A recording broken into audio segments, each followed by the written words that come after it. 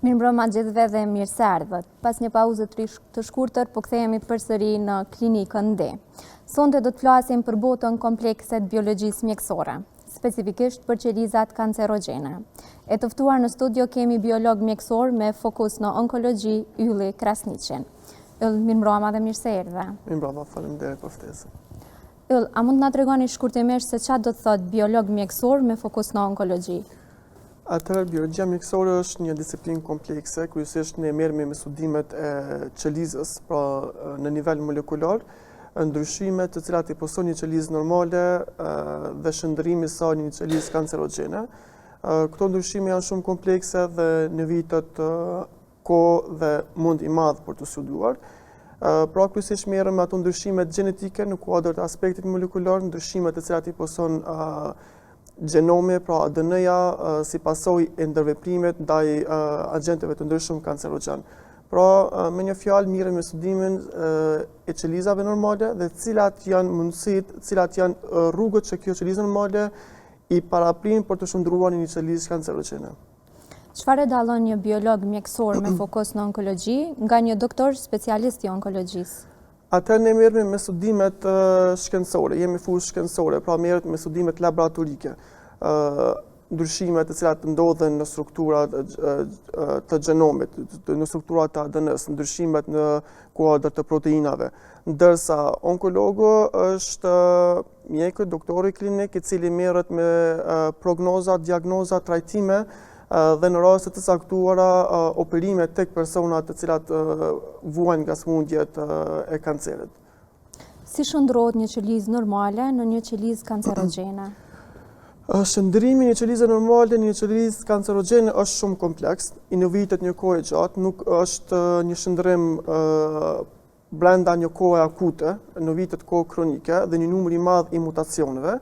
Së pari, piknisja fillestare e shndrimit të çdo qelize normale në një qelizë kancerogjene është ndryshimet në strukturën gjenetike, pra ndryshimet në strukturën e ADN-s, si pasojë ndikimet të kancerogjeneve. Kancerogjenet mund të jenë faktorë të ndryshëm, duke përfshirë aditiv të shumta në shtesat ushqimore, duke përfshirë rrezet ultraviolet, të cilat shpesh i hasme, duke përfshirë dhe viruset të cilat mund të jenë një kancerogjen potencial dhe shumë i rrezikshëm. Shndërrimi i një qelize kancerogjene në një qelizë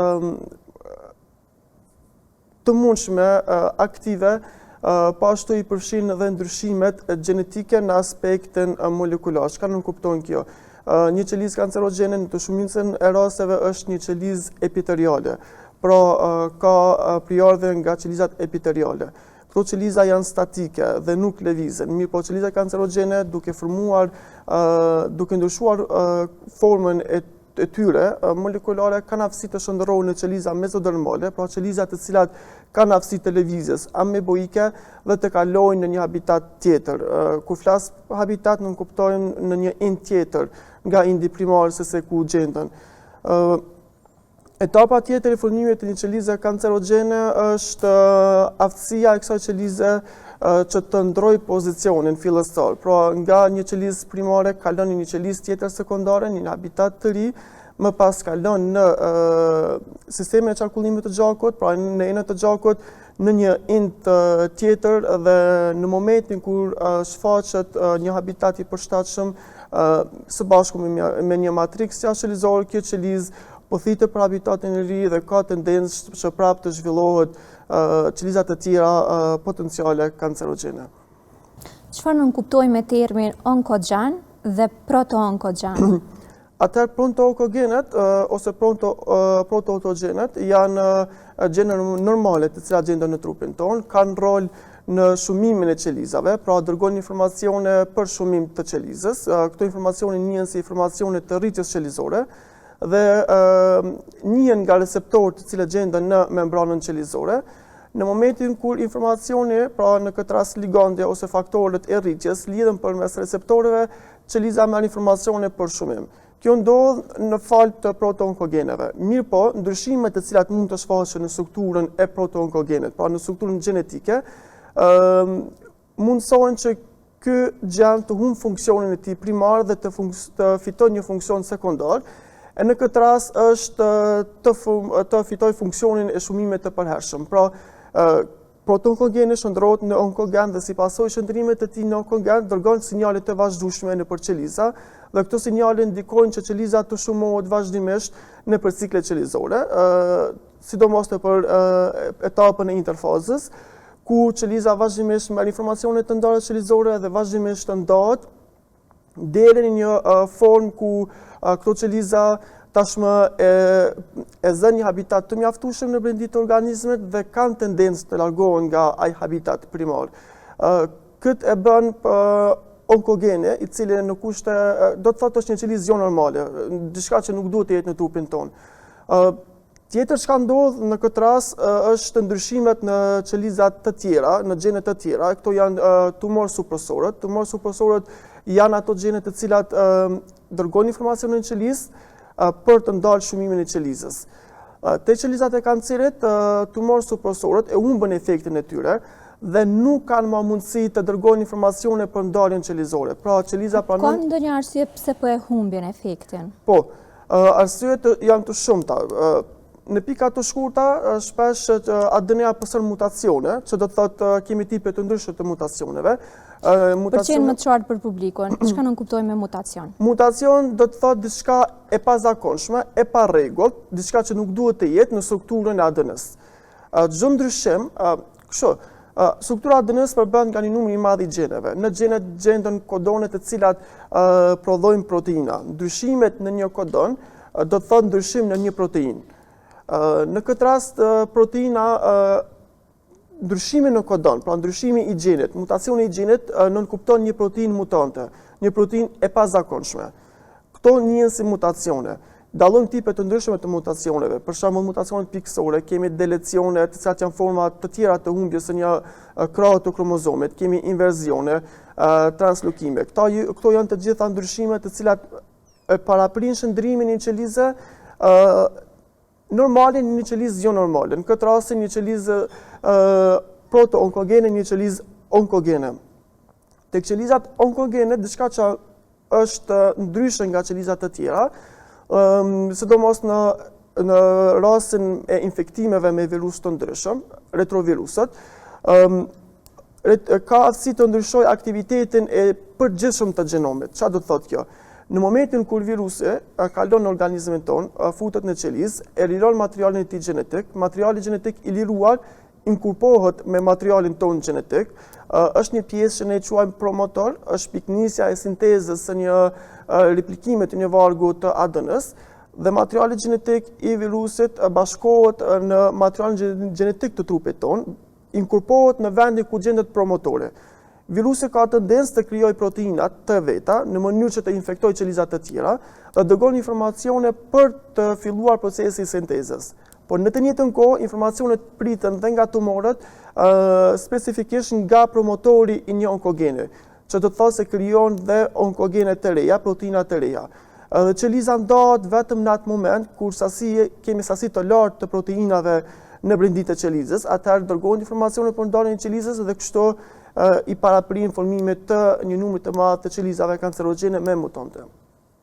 E kemi dëgjuar si term metastazën, që nuk kupton përfshirja edhe më shumë se sa një organi kur flasim për qelizat kancerogjene ose për kancerin, po pse dhe si ndodh metastaza? Metastaza është një proces shumë i ndëlikum dhe i komplikum. Ka shumë studime të cilat kryesisht merren se si dhe pse ndodh metastaza. Ne kemi disa informacione bazike të cilat janë të besueshme, mirë po kemi edhe informacione të tjera nga studime të cilat nuk mund të ipen për publikun për shkak se nuk janë të bazuara, nuk janë fakte reale. Metastaza ndodh për arsye se qelizat kancerogjene tashmë veç se e kanë izoluar habitatin e tyre, kanë formuar një habitat mjaft të mirë në inde dhe nuk zë më qelizat të tilla. Kështu që shtohet nevoja për të kaluar në një habitat të ri, për të kaluar në inde të reja. Çka ndodh në këtë rast? Çfarë dua të thek është se qeliza ndërtohet nga nukleusi, ka membranën e cila rrethon dhe në pjesën e poshtme të membranës gjendet një shtresë që ne e quajmë bazali laminalis. Në këtë shtresë puthiten qelizat e kancerit përmes disa proteinave të quajtura si ekadherinet dhe mundsojnë puthitjen e qelizës së kancerit nëpër membranë.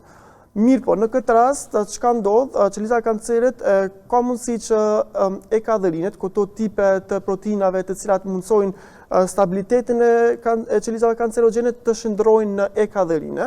Ekadherinet janë qeliza janë proteina të cilat kanë mundësi lëvizëse, kanë mundësi batëse.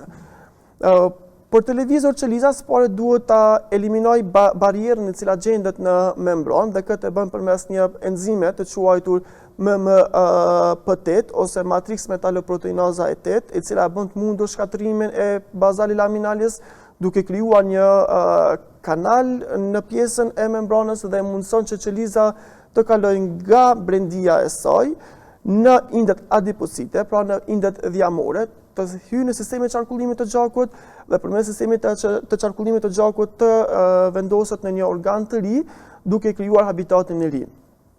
Mirë po, çfarë vlen të cekët në këtë rast, qelizat epiteliale janë qeliza stabile, nuk lëvizën.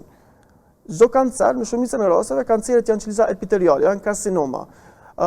Qelizat duhet të lëvizë, qelizat kancerogjene duhet të lëvizë, dhe qelizat e vetme në organizmin tonë, të cilat lëvizën janë qelizat të cilat kanë prijardhje mezodermale. Pra, qelizat e sistemit të qarkullimit të gjakut. Në këtë rast, forma më e thjeshtë, shembulli më i thjeshtë është leukocidet. Atëherë qelizat e kancerit e bëjnë të mundur ndryshimin e gjenomit të tyre nga një qelizë epiteliale në një qelizë mezodermale, pra në një qelizë të lëvizshme dhe mundson lëvizjen. Kjo ndryshe quhet edhe si EMT, pra epithelial mesenchymal transformation. Pasi po flasim për qeliza edhe për pjesën e brendshme, do të thotë, kanceri është smundje gjenetike, smundje trashëguese, çka mund të themi për të? Kanceri është smundje gjenetike, mirë po jo gjithmonë trashëguese. Pse është smundje gjenetike dhe pse jo gjithmonë trashëguese? Se shpesh ne dim të ngatrojmë realisht pjesën gjenetike me pjesën trashëguese. Smundjet gjenetike janë të gjitha ato smundje të cilat prekin nivelin e gjenomit, pra prekin nivelin e ADN-s. Dhe kanceri prek nivelin e ADN-s, sepse pësojnë ndryshime në strukturën e ADN-s. Mirë po, për të qenë një smundje trashëguese, duhet bartër nga prindërit tek fëmijët e tyre. Kanceri, vetëm 1% në rasteve të kancereve janë trashëguese, mirë po, për të trashëguar një qelizë, thashë duhet bartër nga prindërit tek fëmijët e tyre. Dhe smundje trashëguese është i mjaftueshëm një ndryshim i vetëm në një alel të kromozomit për të trashëguar. Te kanceri kjo nuk ndodh. Nuk është i mjaftueshëm një mutacion në një alel të kromozomit. Duhet të ketë më tepër mutacione. Pra kjo qelizë e cila është trashëguar nga prindërit me një mutacion, për shembull, si shembull mundem me marr BRCA1 dhe 2, janë gjenet të cilat kanë predispozit për formimin e kancerit të gjirit, nuk është i mjaftueshëm një ndryshim në një alel për të formuar kancerin.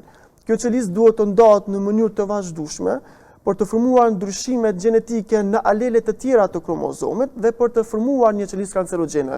Pra, spaku qelizës i nevojitet 5 replikime, 5 ndryshime gjenomike për të shfaqur një qelizë kancerogjene.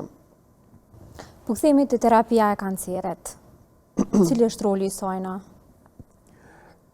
Kryesisht të gjitha format e terapive, përfshirë dhe kemioterapin, kanë tendencë të ndalin shumimin qelizor, pra procesin e ndarjes qelizore. Këto qoftë përmes indikimit të drejtpërdrejt të ADN-s, duke formuar ura lidhëse mes nukleotideve të ADN-s dhe bëjnë të pamundur ndarjen e ADN-s përmes procesit të replikimit, në qoftë duke dëmtuar proteinat të cilat marrin pjesë në procesin e replikimit dhe sintezës së ADN-s. Në rast tipik, për shembull, janë topoizomerazat, të cilat e pengojnë ndarjen e ADN-s. Mirë po jo gjithmonë janë të suksesshme format të tilla të terapive. Në ditët e sotme ka tendenca të formimit të terapive target, pra terapi të cilat i targetojnë qelizat kryesore kancerogjene, duke e pamundsuar dëmtimin e qelizave të tjera normale. A reagojnë gjitha tumoret njësoj ndaj terapive? A ka efekt terapia njësoj të gjitha tumoret apo jo? Jo, për fat keq, kjo varet nga tipi i kancerit, varet nga tipi i qelizës dhe gjenin se ku është mutacioni. Më herët e ceka se qelizat kancerogjene posojnë mutacione të njëpasnjëshme. Nuk flitet për një mutacion në një qelizë kancerogjene. Kemi me 10 mijëra mutacione në një qelizë kancerogjene. Varet se cili gjen ka pësu mutacione. Kemi për shembull gjene të cilat janë shumë agresive, ose gjene të cilat janë më pak agresive. Normalisht gjene të cilat janë agresive dhe kanë pësu mutacione kanë tendencë të mos reagojnë ndaj terapive, imunoterapive. Nuk ka edhe të gjeneve të cilat kanë mutacione më të thjeshta, pra varet nga heterogeniteti intertumoral. E si arrim të dallojmë këto? A bën analiza specifike për me ardhur deri në përfundim se të cilat munden me reagu ose të cilat jo? Shpesh bën tumor markerët ose biomarkerët, të cilët tregojnë se predispozitën e një organizmi ndaj një smundje të saktume të kancereve. Si të tilla mund me përmend PSA-n të kanceri i prostatës ose CA-ja të kanceri i zorës, BRCA-ja të kanceri i gjirit. Pra janë këto tumor marker, përveç tyre janë edhe analizat të shumta citologjike në lëngjët trupore, urin, lëngën bronkial, në gjak, më pas analizat me imazheri të shumta ku tregojnë fokusën e qelizave kancerogjene, tumoreve, më pas analizat histokimike, analizat patologjike të shumta të gjitha këto. Në fillim i përmende biomarkert. Po. Çka nënk kuptojmë me biomarkert dhe realisht na i kemi të ndëgjuar më herët pse janë çka të rëndësishëm në onkologji? Biomarkert quajmë çdo komponent biologjik i cili gjendet në organizëm tonë. Një biomarker mund të jetë ADN, mund të jetë një proteinë.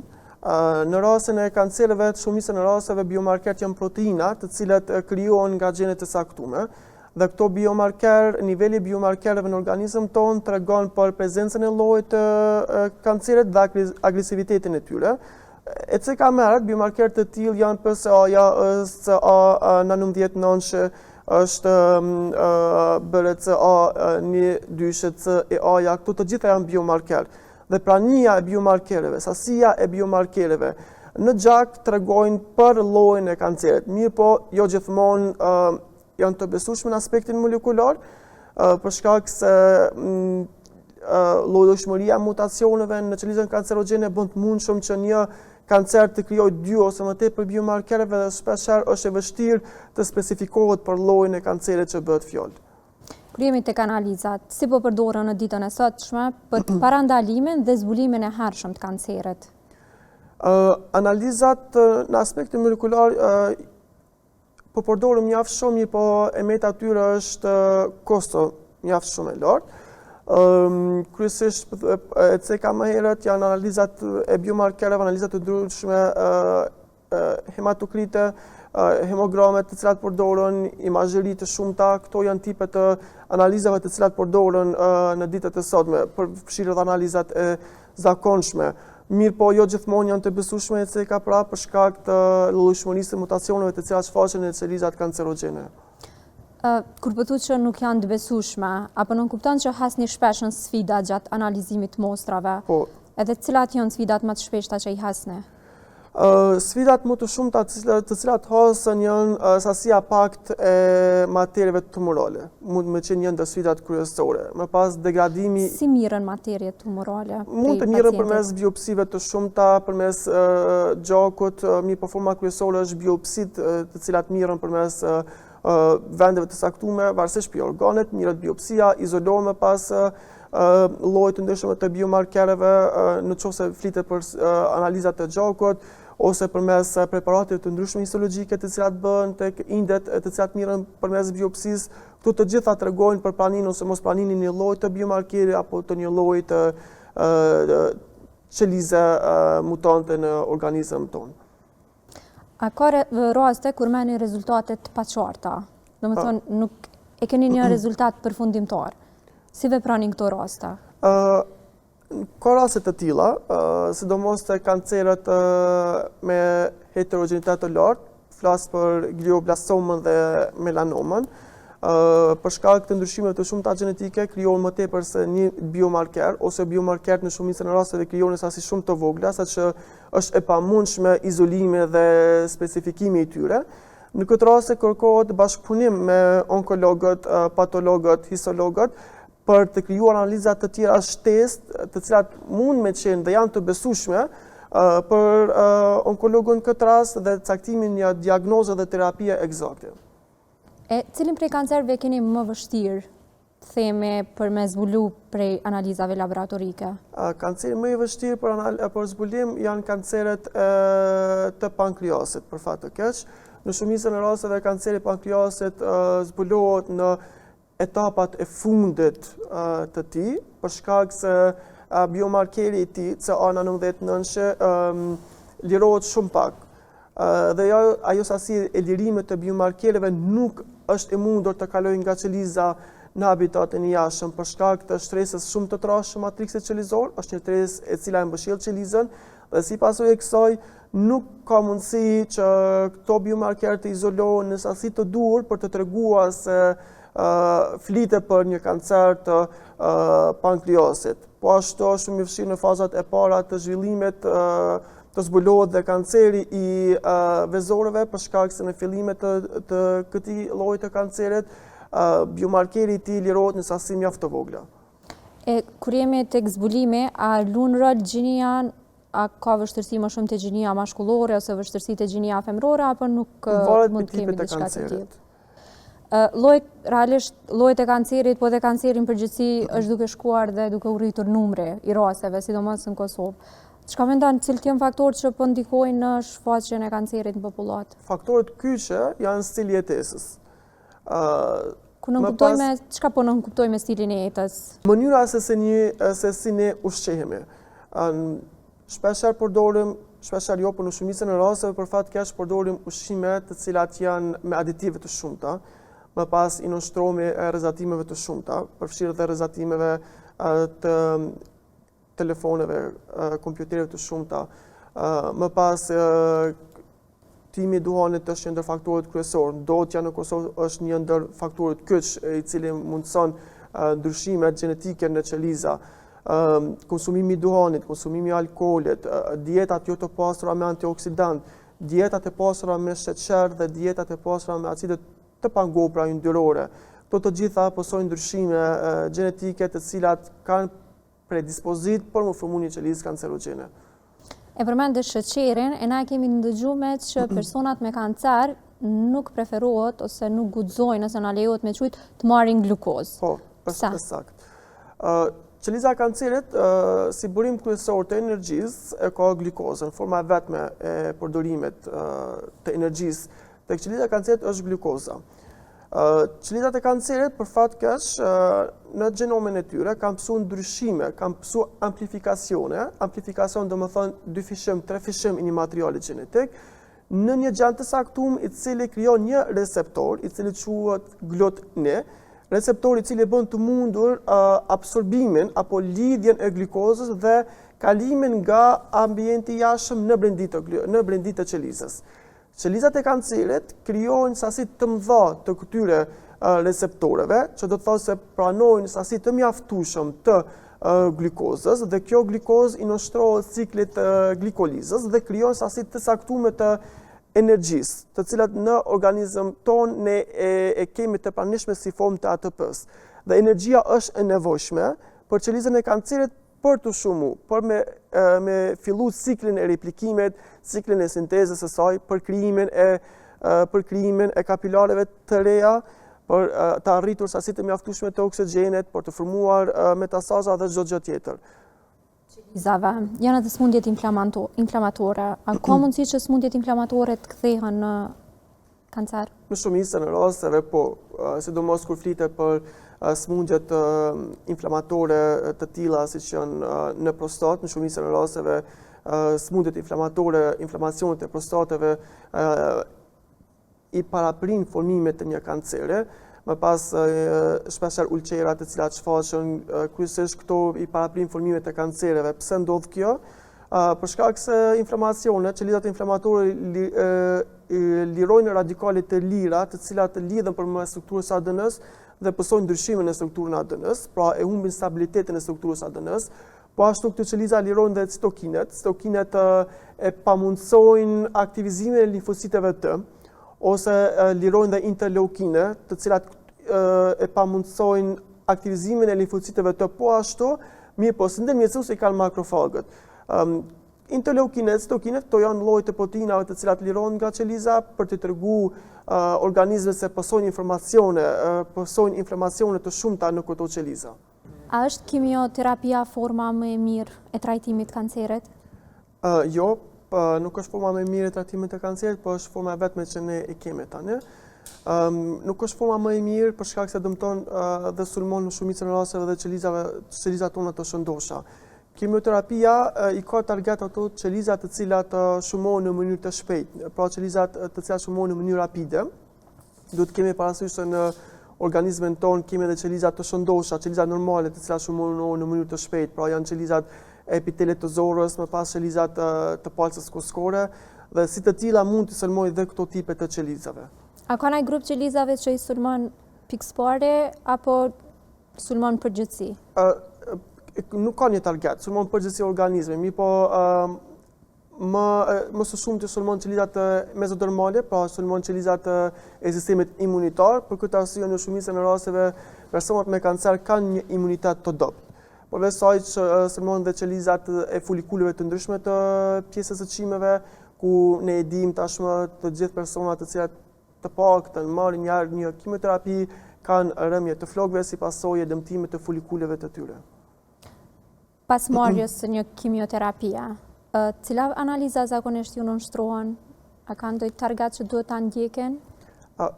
Analizat e përgjithshme të gjakut zakonisht bëhen gjatë marrjes para dhe pas marrjes së kimioterapisë. Qëllimi kryesor është për të shqetësuar ndryshimet të cilat shfaqen në parametrat e gjakut. Normalisht preferohet që kohë pas kohe të bëhen dhe tumormarkeret për të vërtetuar sasinë apo kemi luhatje të tumormarkereve apo kemi ndryshime të tyre, e cila është e nevojshme për të treguar se kjo qelizë kancerogjene është në shërim apo jo. Varësisht nga prania e tumormarkereve është e mundur që kjo të vrehet. Domethënë si periudhë nuk mund të themi se është lehtë e tejkalueshme, po megjithatë po e tejkalojnë. Tejkalohet, mirë po jo vetvetjo, normal që është e nevojshme mbështetja e familjarëve, sidomos mbështetja e një psikolog është e nevojshëm. Më pas dyshimi stilit të jetesës preferohet më tepër të konsumohet pemë, perime dhe antioksidantë të cilat do të ndihmojnë të tejkalohet kjo sëmundje. Më pas eliminimi i produkteve të cilat nuk janë të nevojshme, përfshirë alkoolit, duhanit, aditive të shumta. Të gjithë këto e bëjnë të mundur që kjo periudhë të kalohet, jo në formën më të lehtë, mirë po prapë është e mundur të kalohet me mbështetjen e personave të tjerë, familjarëve, psikologëve. Cila do të ishte realisht porosia juaj për gjithë ata që po përballen me probleme të tilla? Porosia ime është të mos mbyllen në vetvete. Shpeshherë shoh që personat me kancer kanë tendencë që ta fshehin sëmundjen e tyre, për shkak të mentalitetit tonë për fat të keq që e kemi. Është gjë normale të jesh i prekur me kancer në ditët e sotme. Normalisht që kanceri nuk është gjë normale. Duhet ta pranosh sëmundjen, duhet të luftosh me sëmundjen, të jesh i hapur ndaj këshillave, të mos mbyllesh, ta shijosh të paktën këtë pjesë të jetës, sepse nuk është diçka që nuk kalohet. Yllin, falenderojmë për kohën, këshillat, informacionet dhe gjithçka që na dhësonte. Faleminderit për ftesën, kënaqësia është ime. E të dashur miq, ne me kaq po e përmbyllim emisionin për këtë shtunë, deri të shtunën e ardhshme, mirupafshim.